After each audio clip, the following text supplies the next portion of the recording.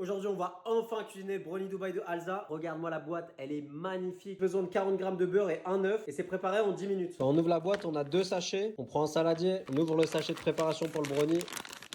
On va venir ajouter un œuf. On rajoute 40 grammes de beurre fondu. Ensuite, on fouette.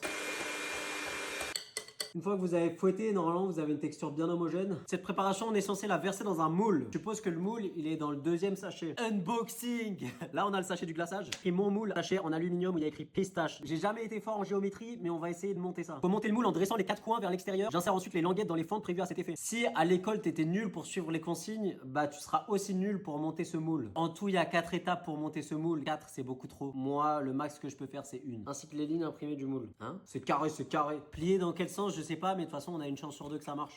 C'est une énigme, carrément, wesh. Je pense que ça, au bout d'un moment, ça doit s'insérer là-dedans, là. Là, j'ai une fente, là, j'ai une ouverture, là. Ah ouais, ok. Je suis débile ou quoi? Si même un moule, j'arrive pas à le monter, c'est chaud. Est-ce que je l'ai monté dans le bon sens, même? Bah ouais, c'est forcément dans le bon sens. Ok.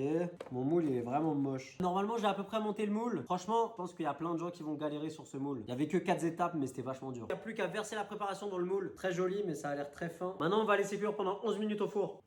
Par contre, dans le four, avec du carton et de l'encre dessus, est-ce que c'est pas toxique ça? Sérieusement, ils disent de plonger ça dans l'eau bouillante pour faire fondre le glaçage. Honnêtement, j'ai confiance en vous, Alza là, mais jamais de la vie je vais mettre un sachet dans de l'eau à ébullition avec de l'encre dessus en plus et c'est du plastique. Ok, on mange déjà des trucs toxiques et on est déjà infesté de microplastiques là dans tout notre corps, mais abuse. Les gars là, vous mangez votre riz dans des sachets en plastique et vous mettez ça dans de l'eau bouillante. Vous êtes malade. Faites pas ça, c'est toxique pour vous. Toxique, c'est toxique. Donc là, le glaçage, moi je vais ouvrir le sachet et je vais faire un petit bain-marie. On met de l'eau bouillante. Dedans, tu mets un récipient en verre. Un verre qui résiste à la chaleur. On ouvre le sachet de glaçage et on met tout dedans. C'est une espèce de tablette de chocolat. Bon, le glaçage, il a déjà bien fondu. En vrai, dites-moi, je suis le seul idiot qui a galéré pour le moule ou pas? Plus j'y pense, plus je me dis, je suis vraiment bête. Ça fait pile 11 minutes. On va sortir le brownie du four.